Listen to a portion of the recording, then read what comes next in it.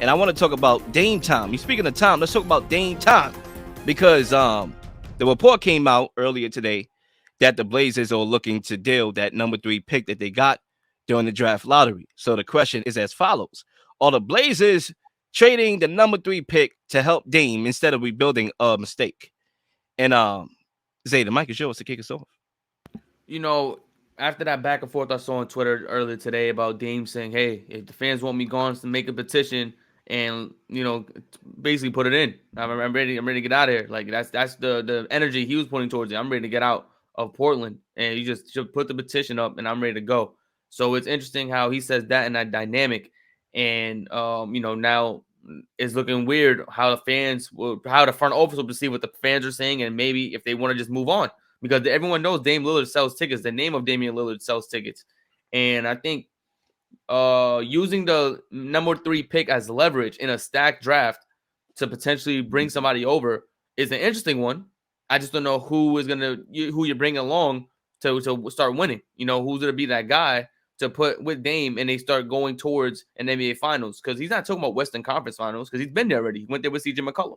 He's talking about getting to an NBA Finals. He's talking about playing on the biggest stage of them all and having an opportunity to win a championship. And I don't think that number 3 pick alone is going to do that. I don't want to see them getting anyone in particular to that number 3 pick to create that road to an NBA Finals. So I think them using that trade to help Dame is a mistake, because I feel like they should have traded Damian Lillard to then recoup assets, to recoup young players, and to build something new, because what's been happening in Portland is not working. All this, they've been trying, they've been putting players around them, it hasn't worked out. So then that means you stop trying, because you've been doing that for years now. His entire career, you've been putting people around Damian Lillard, and it has not worked. You have yet to get to an NBA Finals with Damian Lillard. Damian Lillard has yet to go to an NBA Finals with the Portland Trailblazers. It is time to move on. It don't matter how much they try. It don't matter how much assets they use, resources they use to put towards Damian Lillard and the people around him. It has not worked. You haven't gotten a superstar to play around him. You haven't gotten a top 15 player to play around him. You have just been wasting energy, time, and assets, and most importantly, his time, and saying, we're going to get you there. Don't worry. We're going to put people around you, and haven't done it. He wanted Jason Kidd as a head coach. You got Chauncey Billups. It's just not, you're not doing what he wants. You're doing what y'all feel like is the best. And that's the problem. So maybe y'all need to separate, trade Damian Lillard, recoup assets, recoup draft stock, young players, and then build a different way. And let Damian play for an NBA Finals. Let him try and go for a championship, because it's not going to be in Portland. And the Portland Trailblazers will not be in an NBA Finals in anytime soon, especially when you got teams like Sacramento coming up and coming, the Memphis Grizzlies up and coming. You got a bunch of other teams that are above the Portland Trailblazers in the pecking order, and the Trailblazers are nowhere to be near an NBA Finals or even in competition for one anytime soon. So I feel like the best move for them is to trade Damian Lillard instead of trading that number 3 pick. I would love to jump in here to respond to that. Now, for me to call anything a mistake without seeing it, I'm just not going to do that. So I don't think if they were to trade the pick or keep the pick, it's a mistake unless I look into the future, or, I'm here when it happens and I see the trickle-down effect from that decision. But with that being said, I don't have an issue with them trading that number 3 pick. I don't. If that's what they want to do, then I don't have an issue with it, because that pick right there, the number 3 pick, it makes them have a decision that they want to make. And this is something that they have to know and feel and believe in their own, in their whole organization. Yes, you are in prime position to go full rebuild, right? To get another young stud to build around Anthony Simons and Shaedon Sharp and go from there, and trade Dame Lillard, get more assets to build more young pieces to that team. So you can do it. You're literally at that spot. But there's also teams that could use that number 3 pick to get a rebuild of their own. You could be able to flex another, second tier player to go alongside Dame. Now, I already heard the questions or responses in your head to combat my point. Is that going to equate to a championship? No, it's not. But I don't really think that, there's any move that you can make that can signify you as a championship favorite. When the Suns traded for Kevin Durant, in their minds, they will probably think, we're going to win a championship this year. Not so fast. You want to go back to Brooklyn? Okay, I got the big 3. We're going to win 2 championships. But did that equate to anything? No. So you know, any team should want to get better if they know that that's the right move. If you're trying to get young assets and go full rebuild, then you should go do that. But if you're not trying to embrace that, then your objective should be to improve the roster and improve the team.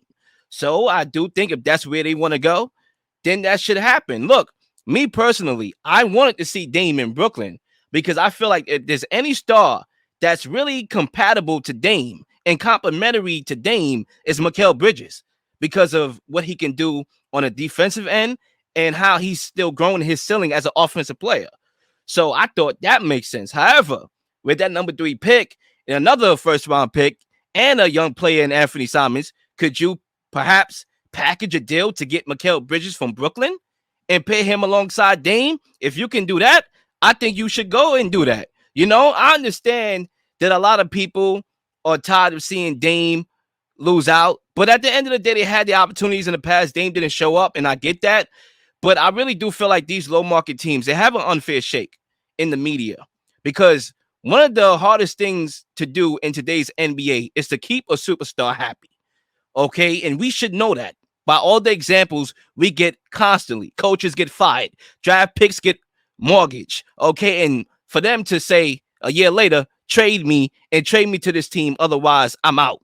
Okay. Or I'm going to sit out and do all that, funny business. But the fact of the matter is, you have a superstar who's willing to, work hand in hand in tandem with the organization, and you have an organization that's willing to work hand in hand with the star player. How could we ever complain about ring culture if we want to see Dame go somewhere else to stack up on another team to put them over the top? Like, nah. I'm not going to say it's a mistake if that's what they want to do. If they want to build around Dame, you said box office, right? You say he sells tickets. That's the definition of a box office star. Somebody that puts people in the seats. Nobody else on that team is putting anybody in the seat. Portland is already forgotten. Nobody give a damn about Portland. Free agents don't want to go there. They'll never get a free agent to go there. So if they rebuild right now, and let's say Anthony Simons, plan B. Okay, let's trade Dame and Anthony Simons and Shaden Sharp. You become the stars. Okay, guess what? When they get that contract, they're going to get that contract. They're going to take that money. But then a year later, they're going to be like, you know what? I need to go to the big market. Trade me to Miami, to LA. I see the same thing over and over again. So I'm not going to hate on them for trying to build around Dame, because if they didn't and they traded him, that's why we don't trust these low markets, right? Because they don't want to do right by the player. I'm tired of that narrative. So for me to be against that narrative, I got to go ahead and co-sign the move. And that's why I'm going to leave it. Yeah, I'll say this, like, when trying to think of a possible deal that Portland could get or a player they could get for that number 3 pick, like, I'm with Zay. I don't really see anything that they could really get in order to put them over the top. And I really respect Damian Lillard and the fact that he's loyal to Portland. And I think deep down, he really wants to stay and he really wants to win. But at the end of the day, when you're the Portland Trailblazers, even with him, like, you've had a really difficult time winning anything sustainably and getting that co-star with them. And I understand they're in a really hard position, but if they ever were going to trade Damian Lillard, I feel like now would be the time to do it.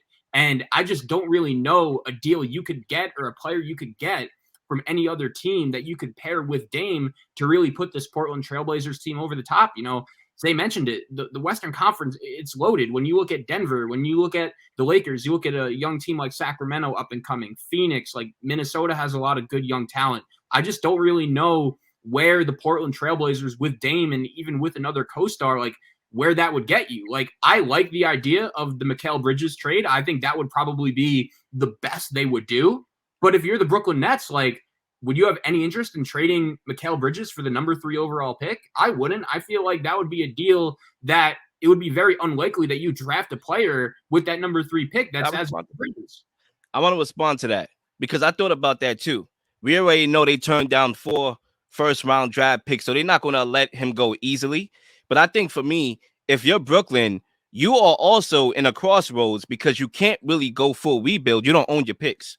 The Rockets own your picks because of the James Harden deal. So it's either you try to go for it. So are you going to go for it, or are you going to try to rebuild? Because if they give you a number 3 pick, you can get another quality player. You got Anthony Simons, who I'm guessing will be the main focal point of the deal. And also you will get another first-round pick because I have them trading the number 29 pick as well in the deal. So that's why I think it makes sense, because they are in a bond. They're handcuffed. Like, they can't really go for it unless they get somebody, and they can't rebuild because the Rockets own their picks. So these are the type of assets that you can use. Yeah, I'm just saying, if I'm the Nets, I have no interest in trading Bridges. Like 3 first-round picks, I think he's that good. So if you're Portland and you could get him, that's a win. I think that's the best you could do. And even if you get him with Dame, like, I don't really know where that puts you in the West. I think even like you look at, not only is Portland so low on the totem pole, you have to look at teams that are building. Like OKC is close. SGA is up and coming. Josh Giddey is up and coming. They got Chet Holmgren, who's going to come back next season. So Portland might not even be better than OKC next season. So that's another team that's above Portland. So at that point, who is it that's available that you want to pair with Dame that puts them in a position to be in an NBA championship? Are you going to pair Joel Embiid and Dame and say that's an NBA Finals team in the West? Or like who's available? You have to, when you're talking about pairing a superstar with Dame, we're not talking about a top 15 player. We're talking about a guy who's top 5, maybe a top 10, and then you're pushing for NBA Finals. You can't just put anybody next to Dame and say we're competing. It's not going to work. You can't just go out and get Brandon Ingram and go, yeah, we're competing for a championship. That's not going to fly. That's not flying, especially in a Western Conference. You have to go after a bona fide superstar to pair with Damian Lillard. And right now, Portland can't do that. Nobody wants to go to Portland, like Lo said, and they don't have the assets to trade for a bona fide superstar, or are willing to trade their assets for a bona fide superstar to pair with Dame. So that's why you have to let it go. It doesn't make sense to keep him there. It doesn't make sense to keep paying him $100 million a year, and then you got Dame crying about not competing. And it doesn't make sense. Right now, he's getting paid $50 million a year, and they want to keep him again. What, they gonna pay him $75 million a year, $80 million a year, and still say, yeah, we're competing? Like, that's a joke. That's hilarious. That's as funny as when the Packers paid Aaron Rodgers all that money. Talking about, yeah, we want to still add talent around you. How? Well, what money? It's a salary cap sport. This ain't baseball. You can only do so much. So I say all of that to say you have to move Dame. And I know the team perfect for Damian Lillard. And they need a point guard. The Boston Celtics. Because the Boston Celtics have shown time and time again in the playoffs, they are devoid of a floor general, a playmaker, a guy who can hold the ball and make the right decisions. Then you got to put Marcus Smart out there, who had 10 assists. Very uncharacteristic, by the way. I think that was a career high for him. And you put him out there, had 10 assists, and you expect him to be the primary ball handler? You signed Malcolm Brogdon to be the primary ball handler. He hasn't been that. He's been a scorer. Score first. So what's going to happen to Jaylen Brown? Because I'm guessing you're trying to get Jaylen Brown out of there. So where's Jaylen Brown going? You have to move Jaylen Brown. Where's he going? To Portland. Where's he going? To Portland? Yeah, that's disrespectful. Cut that out. Don't even disrespect my guy like that. Please don't even disrespect my guy like that. Jaylen Brown, please. How? No. Don't even disrespect my guy like that. Jaylen Brown in every press conference has said he wants to be the number one option. He wants to be the guy that has the ball. And when Tatum was out, he was that number one option. He was getting, and the Celtics were winning. First of all, if you're Jaylen Brown, for you to pass up a Supermax deal, okay, for you to pass up winning the championship, making Supermax money, just like how Kevin Durant did when he was on the Warriors, right? With that opportunity to make Supermax and win championships, that would be probably the second foolish thing I've ever seen. Well, the new CBA, they can't sign 2 Supermax deals because the Celtics already have Jason Tatum in the Supermax. They can't sign Brown and Tatum because then there'll be like $600 million in like 10. Well, what I heard, I don't know what that part is, but what I heard is that he made all NBA team and he's supposed to get at least a max contract or something like that.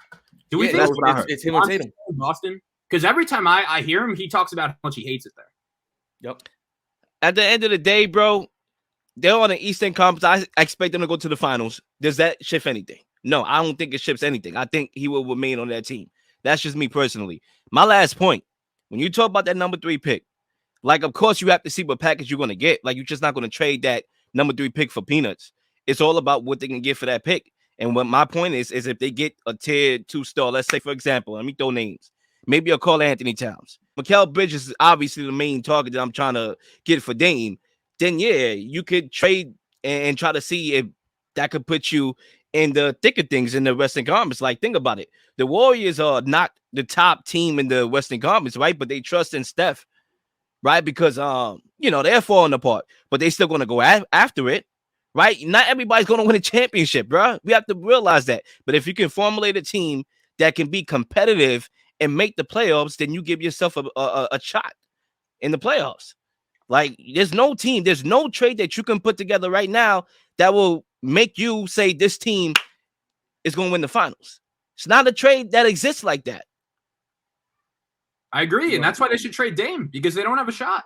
Real quick, I just want to say there's only two players in the draft, in my opinion, that has a really high ceiling, and that's Wemby and Scoot Henderson. Those are the two guys with super high ceilings. I know Brandon Miller was another conversation in college. At number 3 pick is like you're not expected to get a superstar. I mean, that's what Dame is looking for. Dame is looking for a superstar player, and like I said, just if you just knock down the top 10, are you believing that a top 15 NBA player in the NBA is paired with Dame goes to a Western Conference Finals in the Western Conference currently constructed? I don't think so. The Western Conference has a lot of teams with depth, and the Portland Trailblazers have shown us they don't have that. They don't have that to combat with the other teams that, let's say, just the top half of the West alone. And then when I just named it, you got teams like OKC who are building and who have built such a strong foundation. They may be just another player away, or they could go after a big player. Me personally, and this is my last point, and I don't think y'all comprehend what I said before. And that's why, that's why I try to take what I really want to drive home later on into Texas instead of early, because we could tend to forget. My thing here is that I do have a problem with NBA ring culture. That's clear and evident from all the shows that we done.